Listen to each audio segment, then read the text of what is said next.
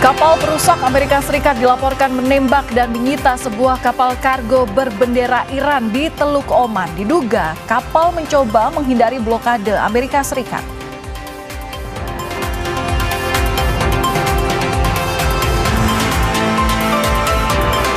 Hizbullah merilis rekaman baru yang mendokumentasikan operasi drone dan rudal yang menargetkan posisi Israel.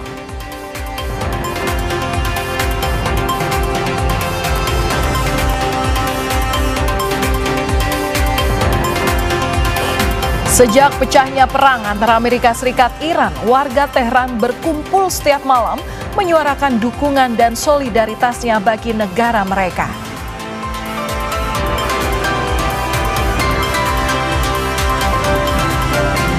Jokowi merespons pernyataan Yusuf Kala yang mengaku memiliki peran dalam perjalanan politik Jokowi hingga terpilih sebagai Presiden ke-7 Republik Indonesia. Jokowi menyebut dirinya berasal dari kampung dan bukan siapa-siapa.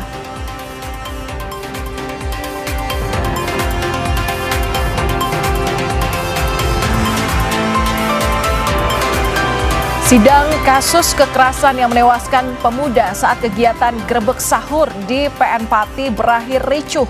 Keluarga korban tak terima vonis hakim kepada 3 terpidana dianggap terlalu ringan.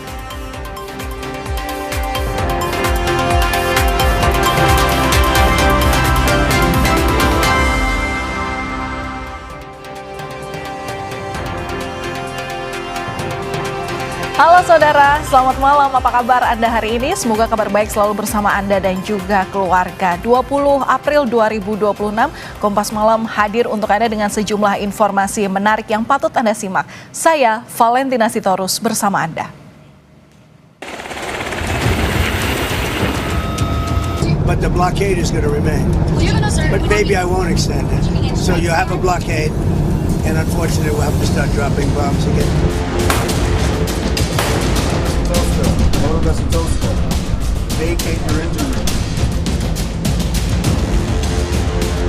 خب اگر اینجا تنگه هست ما هستیم و همه اونهایی که از اینجا میخوام برن همه برن ما نریم مگه امکان پذیره؟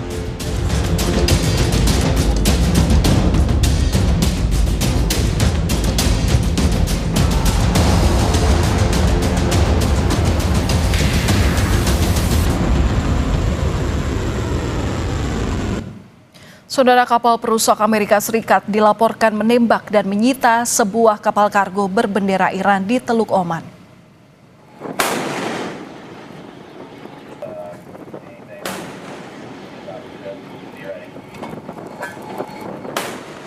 Kapal berbendera Iran itu diduga mencoba menghindari blokade Amerika Serikat. Kapal Iran bernama Tuska dianggap mengabaikan perintah peringatan untuk segera menghentikan kapal saat berupaya berlayar menuju pelabuhan Bandar Abbas di Iran. Kapal perusak Amerika Serikat lalu melumpuhkan sistem penggerak kapal Tuska dengan menembakkan beberapa peluru dari meriam kaliber 5 inci.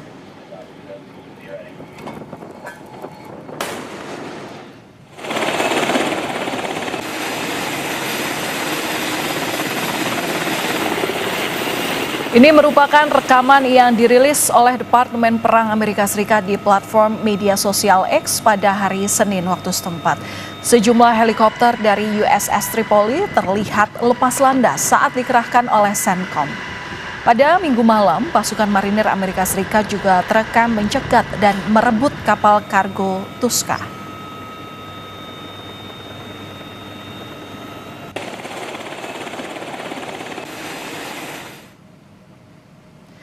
Sementara itu, media pemerintah Iran merilis video yang menunjukkan kondisi terakhir di Selat Hormuz.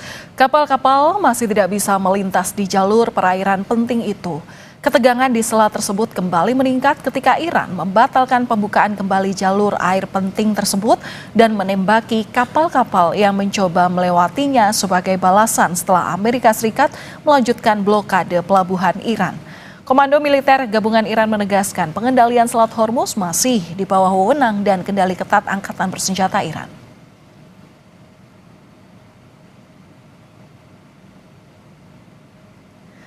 Dan terkait kapal Pertamina yang masih tertahan di Selat Hormuz, Bahlil Lahadalia, Menteri SDM bilang bahwa situasi geopolitik tidak semuanya bisa disampaikan kepada masyarakat.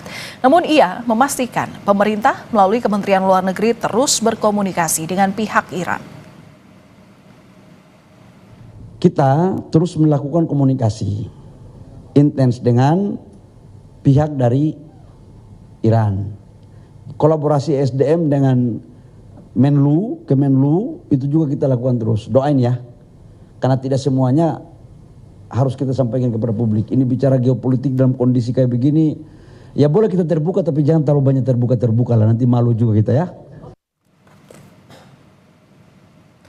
Ketua Parlemen Iran mengecam blokade yang dilakukan oleh militer Amerika Serikat di Selat Hormuz. Ia menggambarkan sebagai keputusan yang ceroboh dan tidak bijaksana. Menurutnya, masyarakat internasional menggunakan perairan tersebut demi kepentingan ekonomi. Namun, Amerika Serikat justru datang membuat ulah dengan memblokir kapal-kapal yang keluar dan masuk pelabuhan Iran.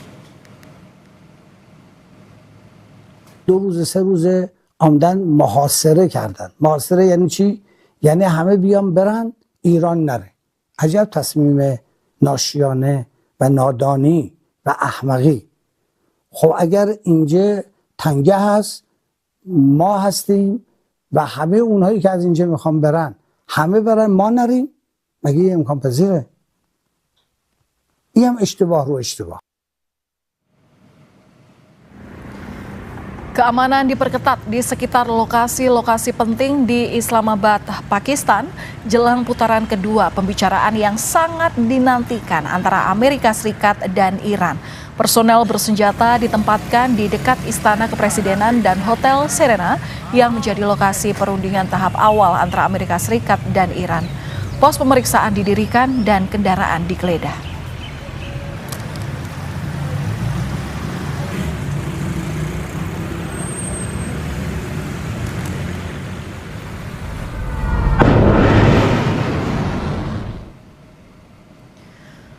Pemerintah Iran belum memutuskan apakah akan menghadiri putaran kedua negosiasi dengan Amerika Serikat di tengah meningkatnya ketegangan antar kedua negara.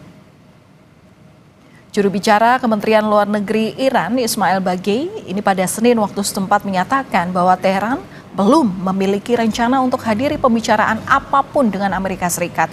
Hingga saat ini Iran juga belum membuat kesepakatan apapun terkait dengan rencana perundingan putaran kedua di akhir masa gencatan senjata.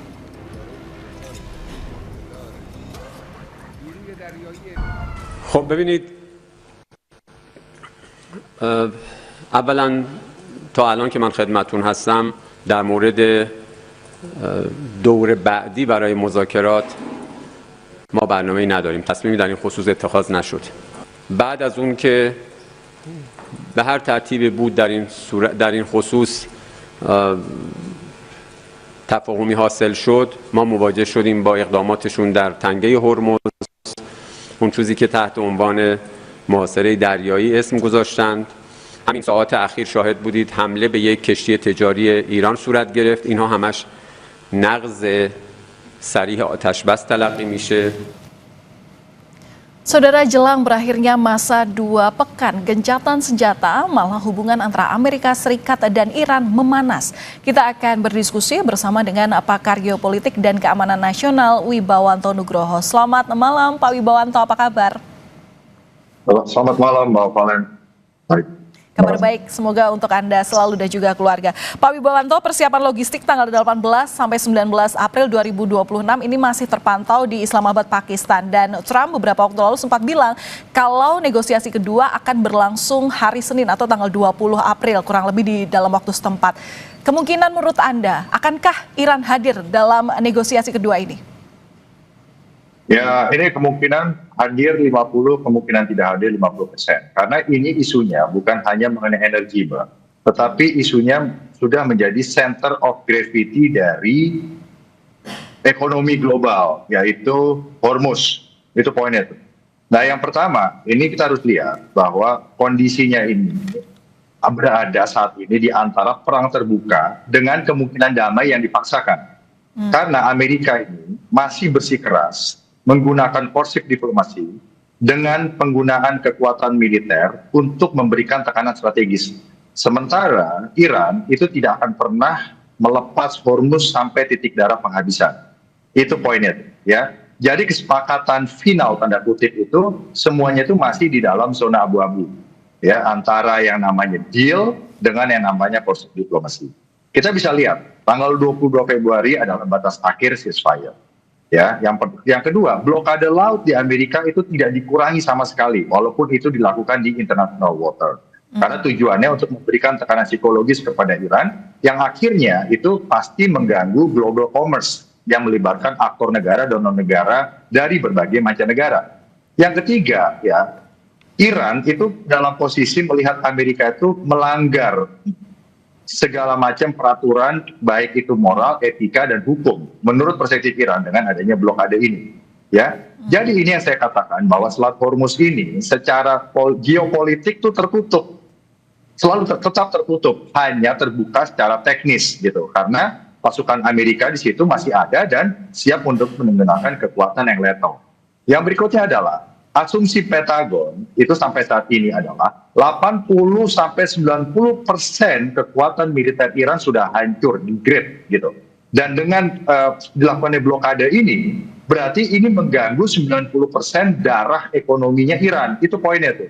Nah, sementara Iran sendiri belum bisa bergeser dari yang namanya prinsip-prinsip fundamental, termasuk adalah orientasi geopolitik Iran yang harus diakui, termasuk juga untuk membangun kekuatan nuklir, termasuk juga untuk meminta pergantian kepada Presiden Trump akan terhadap serangan militer yang terjadi selama ini, dan termasuk juga minta pencabutan dari sanksi. Jadi ini jangan dilihat sebagai post-war settlement, tapi harus dilihat sebagai pause atau istirahat sementara untuk naik ke eskalasi selanjutnya.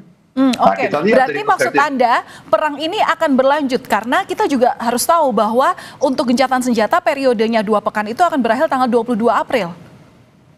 Iya, ini masih akan berlanjut, makanya ini dari perspektif militer, ya, artinya Pentagon yang berada di bawah komando Presiden Trump, ya, itu tugas sekarang posisinya adalah mengikuti order Presiden Trump yang masuk dalam kelompok hardliner, yaitu apa? Meminta Iran untuk menyerah. Ya, menyerah gitu loh. Nah, jadi ini bukan hanya bagaimana Iran sama Amerika itu mencapai deal, tetapi Iran harus menyerah dulu, baru mengikuti deal yang ditawarkan oleh Amerika. Itu posisinya. Sementara di Washington ini terpecah posisinya. Ada posisi lain yang mengatakan bahwa saatnya kita sekarang harus segera meraih deal dan upayakan gencatan senjata permanen, ya. Tetapi itu masih ditolak oleh kubunya Trump. Itu poinnya tuh.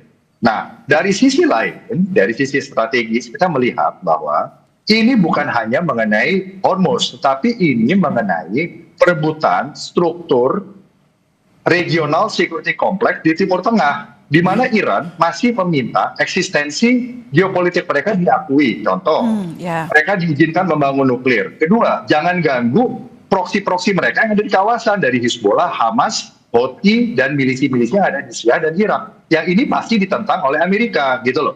Nah, jadi harus dilihat ini sebagai zero sum game masih. Dan harus digarisbawahi bahwa upaya militer itu, kemenangan militer itu tidak selalu diikuti oleh tercapainya tujuan politik atau perdamaian yang diharapkan atau perubahan strategis yang diharapkan. Nah, di sini menjadi tarik-menarik. Apalagi di sini ada pertarungan antara kekuatan militer Amerika yang sudah pasti bisa dibilang menang melawan kekuatan Iran menjadikan Hormuz sebagai geopolitical chokehold gitu. Artinya apa? Artinya hanya Iran yang bisa membuka Selat Hormuz. Kalau tidak bisa mau apa? Mau serangan nuklir, mau serangan invasi, ya silakan begitu. Nah, sekarang yang menjadi serangan dari Iran adalah center of gravity-nya Amerika sendiri. Semakin lama yang dilakukan, semakin suffer ekonomi global karena fluktuasi yang terjadi karena fluktuasi harga yang di dalam sektor energi dan juga akhirnya ke supply chain global yang akhirnya bisa backfire ke Amerika gitu. Sementara domestik politik di Amerika juga udah nggak mendukung ini mayoritas. Gitu. Kedua negara tahu konsekuensi masing-masing terkait dengan perebutan Selat Hormuz. Maksud kami adalah Selat Hormuz yang harus diakui itu adalah statusnya punya Iran dan kemudian Amerika yang harus diakui kemenangannya. Nah, dengan konsekuensi yang diketahui oleh kedua negara ini, serangan ini akan makin brutal atau masing-masing negara akan menahan diri karena mereka tahu konsekuensinya masing-masing? Ya, jadi di dalam perang itu, rationality-nya itu disebut bounded rationality. Itu Mbak harus tahu. Jadi rationality-nya itu adalah rationality yang relatif. Makanya kita bisa buat 3 skenario saat ini. Ya. Skenario pertama itu yang paling modern. Iran akhirnya membuka Selat Hormuz permanen. Tetapi Amerika harus memberikan kompensasi. Kompensasinya apa? Misalnya, diizinkan untuk membangun nuklir seperlunya. Yang berikutnya sanksinya beberapa dibatalkan gitu ya. Dan diberikan apa yang menjadi permintaan Iran. Tetapi ini chance-nya nggak besar gitu. Karena yang paling besar chance-nya, jujur aja, itu adalah tidak ada deal fundamental apapun yang akan dicapai. Karena biar bagaimanapun ya, kita juga tidak bisa naif bahwa China dan Rusia itu masih membackup Iran, ya, walaupun tidak berkonfrontasi dengan Amerika. Dan kalau ini yang terjadi, berarti akan ada ceasefire tambahan, ya, tapi akan diikuti oleh special operation and law intensive conflict, seperti apa yang terjadi selama 7 tahun terakhir. Dan kemungkinan ketiga adalah terjadi re-escalation. Re-escalation ini yang akan menimbulkan ya konflik berkepanjangan dan bisa melibatkan dengan adanya chain reactions, kekuatan regional lainnya, dan akan melebar kemana-mana. Dan itu yang terjadi. Jadi untuk Indonesia apa yang dilakukan kalau itu terjadi? Nah, yang dilakukan adalah untuk energi kita harus memperhitungkan beban di APBN. Itu pasti. Baik. Yang kedua, ya untuk perdagangan ini mengganggu global supply chain, global commerce. Jadi Indonesia harus melakukan diplomasi supaya semua aktor yang tadi Mbak bilang itu kembali kepada pentaatan kepada UNCLOS, deeskalasi, keamanan. Dan kita harus siap dengan berbagai macam skenario. Kalau terjadi perang dunia, terjadi krisis global, apa yang akan dilakukan? Itu. Ya, kita masih ada waktu 2 hari untuk menantikan akhir dari gencatan senjata ini dan bagaimana 50% kemungkinan Iran dapat mengikuti kemudian keinginan Amerika untuk melakukan dialog periode kedua ini. Terima kasih sudah berbagi insight Anda di Kompas Malam Kompas TV, pakar geopolitik dan keamanan nasional, Pak Wibawanto Nugroho. Salam sehat selalu, Pak Wibawanto. Terima kasih, Mbak. Ya, sama-sama. Saudara, kami akan kembali usai jeda. Hizbullah merilis rekaman baru yang mendokumentasikan operasi drone dan rudal yang menargetkan posisi Israel.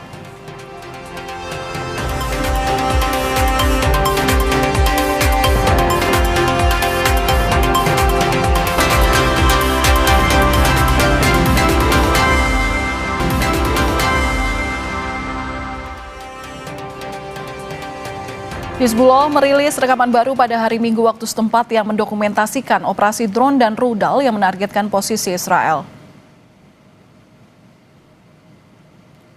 Video yang dirilis oleh media di Lebanon Al-Manar TV menunjukkan drone Hizbullah yang sedang menargetkan fasilitas militer Israel.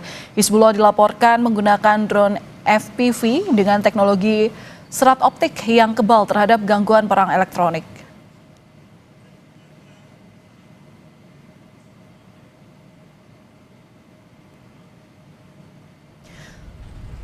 Sementara itu, tim penyelamat terus mencari korban yang tertimbun di bawah reruntuhan akibat serangan udara Israel di Tyre, Lebanon. Rekaman yang diambil pada hari Minggu menunjukkan bulldozer membersihkan reruntuhan dibarengi operasi pencarian korban. Media lokal melaporkan serangan udara Israel telah menghantam Tyre sesaat sebelum gencatan senjata antara Israel dan Lebanon diberlakukan. Tentara Israel mengklaim telah menyerang lebih dari 380 target Hizbullah di Lebanon Selatan.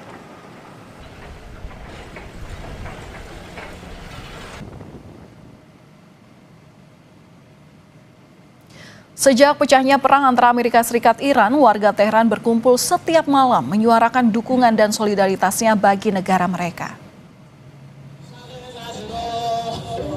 Di wilayah barat Teheran, warga setempat berkumpul setiap malam untuk menyuarakan dukungan bagi negara mereka. Relawan juga ikut berpartisipasi menawarkan bantuan bagi mereka yang membutuhkan seperti bantuan makanan dan medis secara gratis.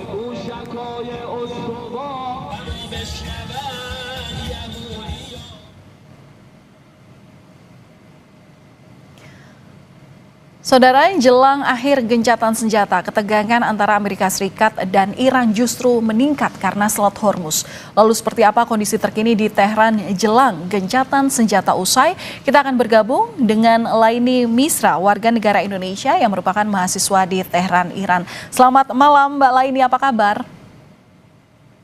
Ya, selamat malam waktu Indonesia, Mbak. Alhamdulillah. Alhamdulillah baik, semoga selalu untuk Anda.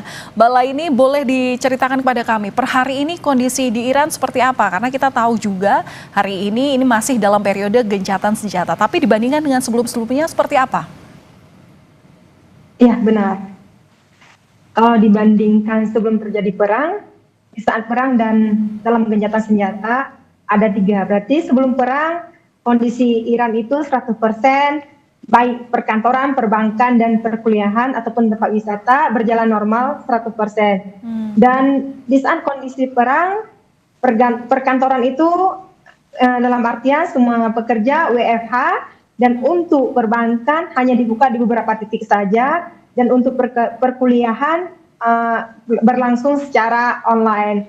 Dan tempat wisata sendiri selama perang itu ditutup. Nah, di saat gencatan senjata berlangsung hampir 2 minggu berakhir dan tempat wisata dibuka 100%, perkuliahan kita masih online hingga akhir semester, dan untuk perkantoran sendiri tengah WFH dan tengah hari langsung di perkantoran, dan perbankan kembali berjalan seperti biasa. Dan masyarakat sendiri juga di malam hari aktif menyuarakan pawai solidaritas mereka terhadap negara mereka. Oke, pawai untuk kemudian aksi unjuk rasa mendukung negara ini itu berlangsung selama gencatan senjata saja ya Mbak ya? Tidak, dari awal perang berlangsung di siang hari masyarakat untuk aktivitas di luar itu berkurang dalam artian seperti itu. Dan di malam hari mereka turun ke jalan. Ribuan warga turun ke jalan untuk mendukung aksi pawai, mendukung pemerintahan itu sendiri. Oke. Nah ini kan kita tahu ya Mbak bahwa gencatan senjata ini berlangsung 2 pekan dan nanti berakhir pada tanggal 22 April 2026. Gencatan senjata akan berakhir, adakah kekhawatiran dari warga bahwa perang ini kemudian akan menyerang warga dan mengganggu keamanan warga di sana? Benar.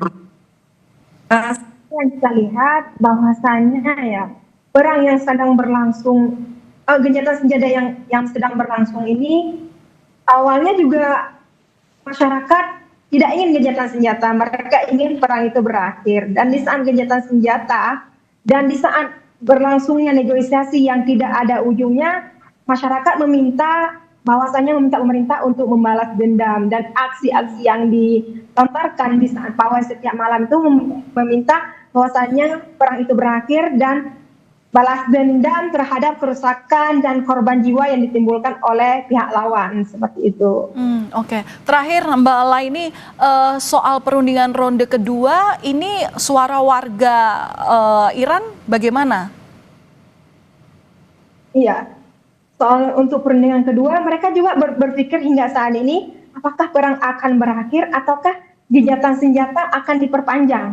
Dan warga Iran sendiri sudah siap jika perang ini akan berlanjut kembali tanpa artinya bahwasanya perundingan tidak berakhir. Mereka udah lebih dari 30 juta jiwa masyarakat Iran itu sudah mendaftar menjadi relawan perang atau disebut dengan John Pada. Dan mereka juga jika benar-benar negosiasi tidak berjalan dengan lancar, mereka siap berkorban jiwa untuk melawan lawan dan mendukung pemerintahnya sendiri. Oke. Dan negosiasi yang hingga malam ini tidak ada akhirnya juga dukungan warga itu bahwasanya Amerika itu wajib dilawan, begitu antusias warga sendiri. Oke, Mbak Laini, tapi jelang gencatan senjata ini ada imbauan dari KBRI Indonesia di sana ya untuk perlindungan warga negara Indonesia termasuk Anda sebagai mahasiswa di sana?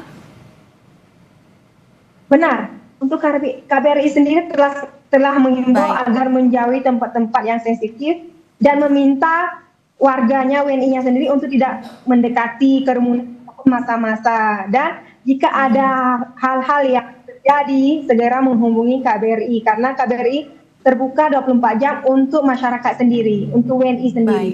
Baik, terima kasih sudah berbagi cerita bersama kami di Kompas Malam Kompas TV. Jaga kesehatan selalu untuk Anda dan hati-hati. Mbak Laini Misra, warga negara Indonesia yang saat ini sedang berkuliah di Teheran, Iran. Terima kasih. Saudara, jenazah seorang pasukan penjaga perdamaian Prancis yang tewas di Lebanon Selatan dipulangkan ke negaranya hari Minggu waktu setempat.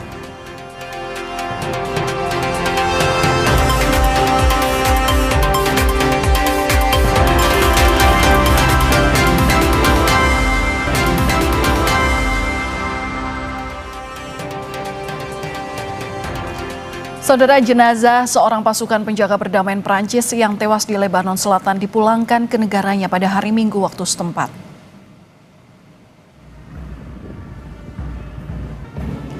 Sebuah upacara diadakan di pangkalan militer Bandara Internasional Beirut sebelum peti jenazah dibawa ke atas pesawat militer untuk dipulangkan ke Prancis. Unifil mengatakan 1 penjaga perdamaian meninggal dunia dan 3 lainnya terluka. 2 di antaranya luka serius. Presiden Prancis dan Unifil menyalahkan Hizbullah, tetapi Hizbullah membantah terlibat dalam insiden ini.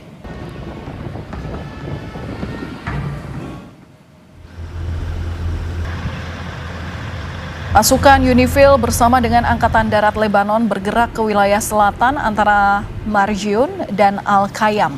Pergerakan ini merupakan respons langsung atas insiden penembakan fatal yang menewaskan 1 prajurit penjaga perdamaian di zona sensitif tersebut. Operasi ini difokuskan pada pembersihan jalur distribusi dan patroli.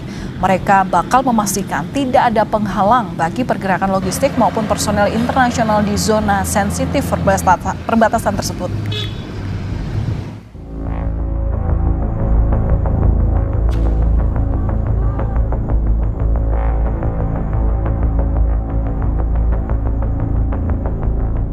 Pasukan perdamaian PBB kembali jadi korban serangan. Seorang tentara Unifil asal Perancis gugur, serta 3 rekannya terluka saat membersihkan jalanan dari bahan peledak di desa Gandourieh, Lebanon Selatan, Sabtu waktu setempat. Insiden ini menambah daftar anggota pasukan Unifil yang tewas di Lebanon. Akhir Maret 2026 lalu, 3 prajurit TNI yang bertugas di Lebanon juga gugur saat konflik Timur Tengah bergejolak. Serangan akibat konflik di Timur Tengah tidak hanya menyasar target militer, tetapi juga fasilitas sipil. Seorang petugas medis Palang Merah tewas dalam serangan drone Israel saat merespons panggilan darurat di desa Bet Yahu, Lebanon Selatan. Serangan tetap terjadi, meski protokol koordinasi dengan pasukan penjaga perdamaian PBB telah dilakukan untuk memberitahu Israel lokasi ambulans. Bulan Sabit Merah Iran (IRCS) juga membagikan rekaman rumah sakit di Iran yang digempur serangan udara Amerika Serikat Israel. Tenaga medis berupaya menyelamatkan pasien dan berkorban besar demi menyelamatkan nyawa. Hingga Minggu 12 April 2026, Kementerian Kesehatan Lebanon melaporkan serangan Israel telah menewaskan 89 tenaga medis. Perang yang dipicu serangan Amerika Serikat Israel ke Iran juga telah menewaskan sedikitnya 3.000 orang di Iran, lebih dari 2.290 orang di Lebanon, 23 orang di Israel, serta 13 personel militer Amerika Serikat. Serangan ini juga menyebabkan belasan korban di negara-negara teluk. Perang Amerika Serikat Israel melawan Iran yang berlangsung lebih dari 1 bulan terus merenggut korban jiwa dan luka. Perang di Timur Tengah itu juga memperparah krisis kemanusiaan di kawasan.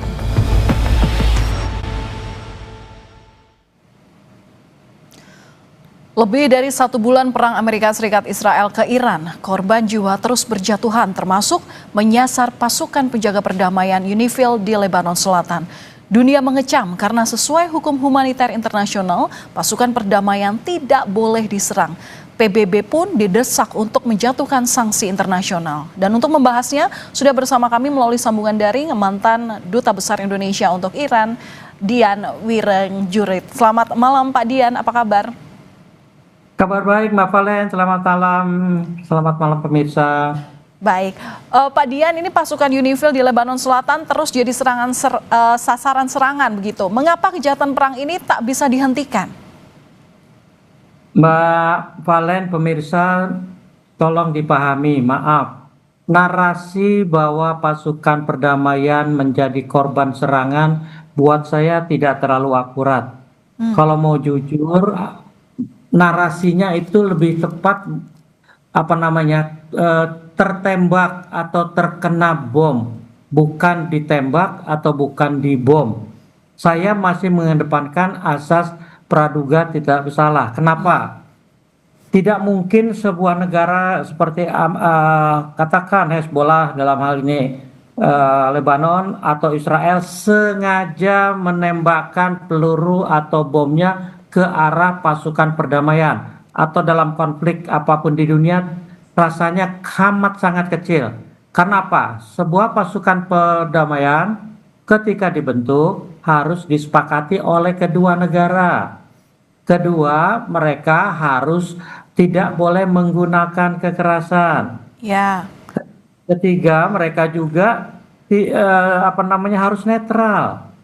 Ya, jadi narasi ditembak atau dibom buat saya masih memerlukan investigasi yang menyeluruh dari PBB.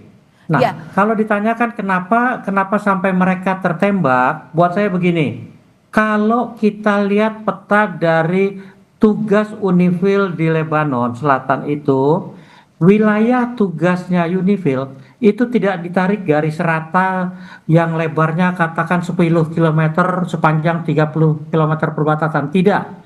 Tapi mengikuti peta yang didasarkan pada situasi ketika perang berkecamuk, Israel ada di sebelah mana, Lebanon dalam hal ini Hezbollah sebelah mana. Hezbollah tapi kan sebelumnya selain satu tentara Prancis, ini juga ada 3 tentara Indonesia yang jadi korban. Nah, seharusnya bagaimana PBB, Dewan Keamanan PBB ini memperkuat perlindungan terhadap pasukan perdamaian? Pasukan perdamaian tidak dilindungi siapa-siapa kecuali dirinya sendiri.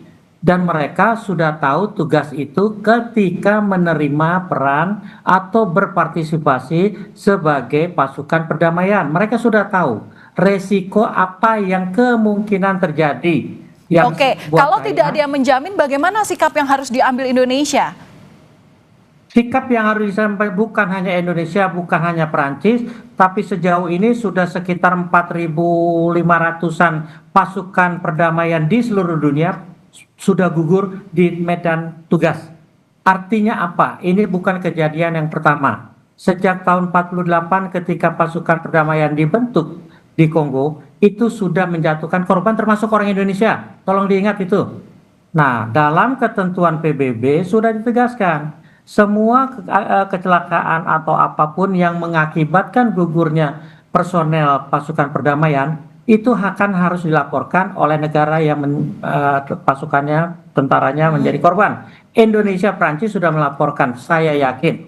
Dan PBB dalam hal ini Dewan Keamanan pasti akan mengambilkan langkah-langkah, dan langkah-langkah yang harus dilakukan oleh PBB mengirim tim pencari fakta atau yang kita bilang tim investigasi untuk melihat sejauh mana gugurnya pasukan ini. Saya masih menilai bahwa yang terjadi masih sifatnya ketidaksengajaan atau kecelakaan. Kenapa?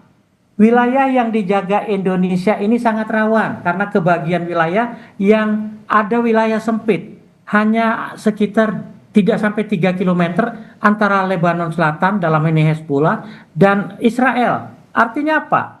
Tembak-tembakan meriam biasa konvensional itu bisa menimbulkan salah arah atau akurasinya tidak akan setepat rudal-rudal yang presisi. Nah, karena itulah pecahan-pecahan bom misalnya atau di sepanjang itu juga banyak tadi disinggung kemungkinan adanya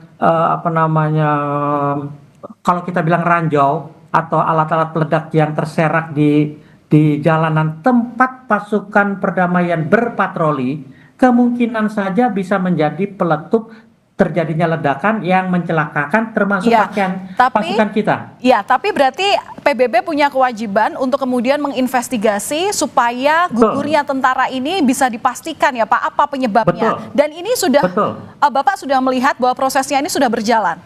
Sudah berjalan, pasti sudah berjalan. Karena Mbak Evan dan pemirsa tolong, penelitian seperti ini jangan dianggap remeh. Bukan hanya memerlukan keahlian, bukan hanya memerlukan ketelitian dalam pelaksanaannya, tapi juga profesionalisme seorang petugas investigasi. Kita ingat saja, tindak kriminal biasa saja itu bisa membutuhkan waktu menentukan korban tewas karena apa. Ini dalam konflik dua negara, tim PBB yang masuk juga harus netral yang mau meneliti, harus bisa imbang, punya akses ke Lebanon, dalam hal ini Hezbollah harus punya akses yang sama ke pihak Israel. Nah, kita bisa lihat apakah kedua negara ini akan memberikan akses itu supaya tugas investigasi PBB menjadi semakin mudah. Baik, terima kasih Pak Dian sudah berbagi pandangan kepada kami di Kompas Malam Kompas TV. Mantan Duta Besar Indonesia untuk Iran, Pak Dian Wirenjurit. Sekali lagi terima kasih. Terima kasih. Saudara, kami akan kembali usai jeda dengan informasi mengenai sidang kasus kekerasan yang menewaskan pemuda saat kegiatan grebek sahur di Pengadilan Negeri Pati yang berakhir ricuh. Keluarga korban tak terima bahwa vonis hakim kepada 3 terpidana dianggap terlalu ringan.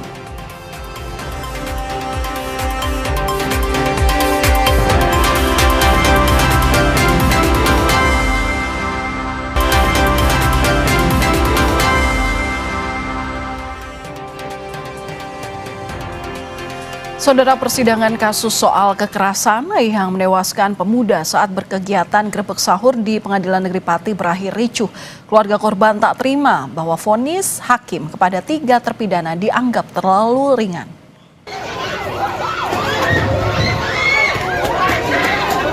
Mobil tahanan yang mengangkut 4 terpidana kasus kekerasan ini jadi sasaran kemarahan keluarga korban. Massa langsung melemparinya dengan air mineral, gelas hingga sandal usai sidang selesai digelar. Ibu korban bahkan menangis histeris di depan Pengadilan Negeri Pati hingga pingsan dan harus dibawa ke rumah sakit. Keempat terdakwa yang berstatus anak berkonflik dengan hukum mengeroyok FD 18 tahun hingga tewas saat melaksanakan grebek sahur di Desa Talun, Purworejo pada 12 Maret lalu.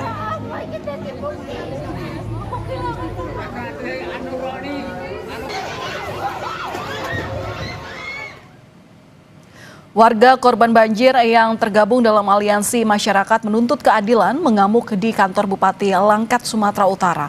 Massa memprotes dana bantuan banjir yang dinilai tak merata.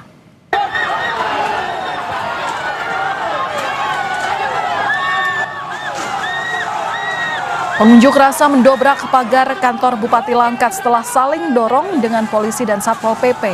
Massa berhasil merangsek masuk ke area kantor Bupati. Sebagian pengunjuk rasa mengejar mobil dinas yang keluar dari kantor tersebut namun berhasil dicegah. Massa menuntut kejelasan penyaluran bantuan banjir dari pemerintah pusat yang dinilai tak merata.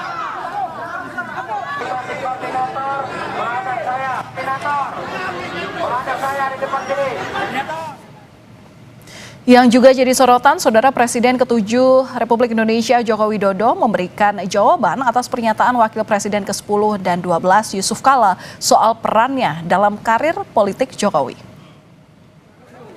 Merespons pernyataan JK, Jokowi bilang dirinya bukan siapa-siapa dan hanya orang kampung. Jawaban disampaikan Jokowi setelah JK menyebut bahwa punya peran membawa Jokowi ke Jakarta hingga Jokowi terpilih menjadi presiden. Ya, saya ini bukan siapa-siapa. Saya orang kampung.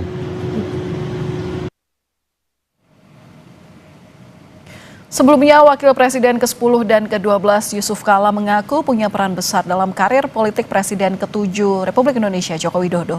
JK menyebut dirinya punya andil besar membawa Jokowi dari Solo ke Jakarta hingga menjadi Presiden Republik Indonesia. JK ingin agar kelompok yang loyal pada Jokowi mengetahui hal ini. JK mengatakan bahwa yang disampaikan untuk Jokowi terkait ijazah adalah nasihat dan bukan bentuk perlawanan. JK juga menyampaikan dirinya netral dalam kasus ijazah. Apa kurangnya saya coba? Saya bawa ke Jakarta. Kasih tahu semua itu termul itu. Jokowi jadi presiden karena saya. Kan tanpa gubernur mana bisa jadi presiden? Coba dia. Datang ke rumah ucapkan terima kasih karena setelah ke Ibu Mega dulu sebagai orang. Baru datang sama saya. Informasi usai jeda di Kompas Malam, Saudara, 3 rumah di Kelurahan Lumpue, Kota Parepare, Sulawesi Selatan terbakar pada Senin petang.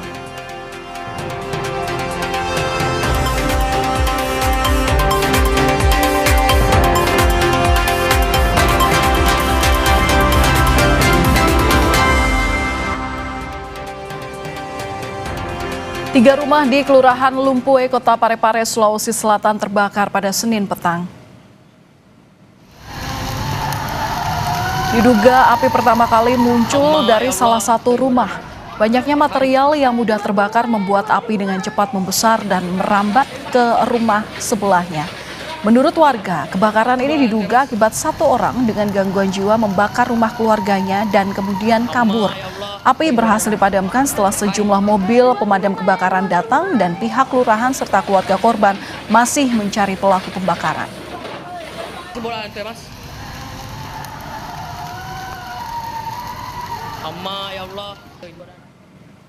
Dan kami tutup Kompas Malam sampai di sini. Saudara, terus perbarui informasi Anda di Kompas TV dengan 3 botol air mineral 700 ml yang setara dengan 2 liter air untuk 1 hari penuh kesejukan. Saya Valentina Sitorus pamit. Terima kasih atas perhatian Anda. Selamat malam. Sampai jumpa.